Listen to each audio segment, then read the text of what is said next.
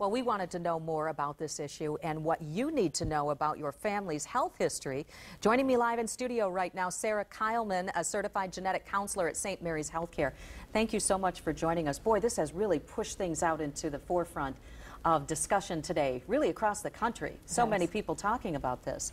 How's it been at your office with a lot of people? Are they calling?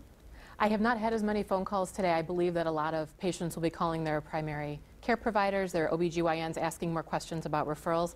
But every patient that I saw today brought it up and had heard about Angelina Jolie. Wow. Tell me about the two genes that can indicate an increased risk for cancer, BRCA1 and BRCA2. Okay. They are two genes that are responsible for most hereditary breast and ovarian cancer. So this is not just any cancer. It increases the risk for breast and ovarian cancers in women, and it does increase the risk for prostate cancer and pancreatic cancer as well. How do you get tested for the gene mutations? Is it simple? Is it involved? The test itself is a blood draw. 1 vial of blood is all they need to do the test.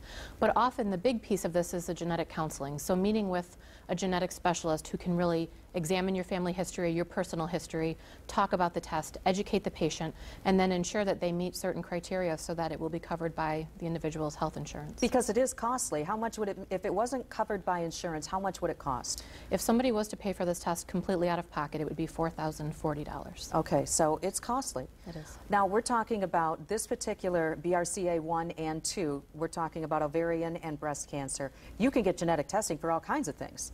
You can. There's genetic testing available for a wide variety of genetic syndromes and disease, but in the cancer world, this is two of the most common things we talk about. Okay, so people can get educated on that too if they actually called and said, what else can I get tested for? This runs in my family. It's not this, but that. What can I learn about that? Absolutely, and that's what genetic counselors are trained to do, is examine the family history and recommend testing that would be appropriate for a patient. I see.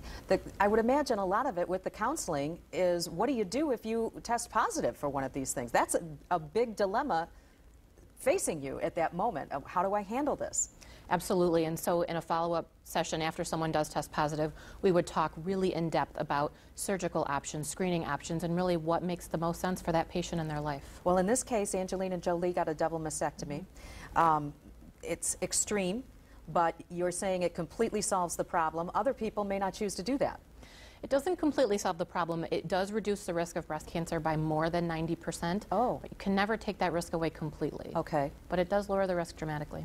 But if someone chose not to get the mastectomy, you could just monitor the situation and say, I'm more at risk, but now I know, so I'll make sure and get all those tests, and ovarian.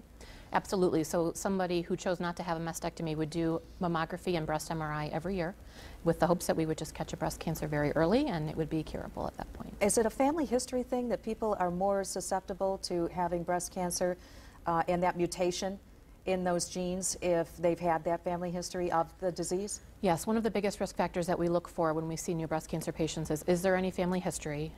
And that would be the next step after, diagnosis and what we need to do to treat the cancer that they have. Okay, so a lot of questions answered with the genetic counseling. Sarah Keilman, thank you so much for joining us.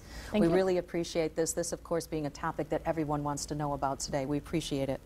Well, Sarah is staying right here to answer any questions that you may have about this. She'll be doing a live online chat at woodtv.com. That's going to start in just a few minutes at 5:30.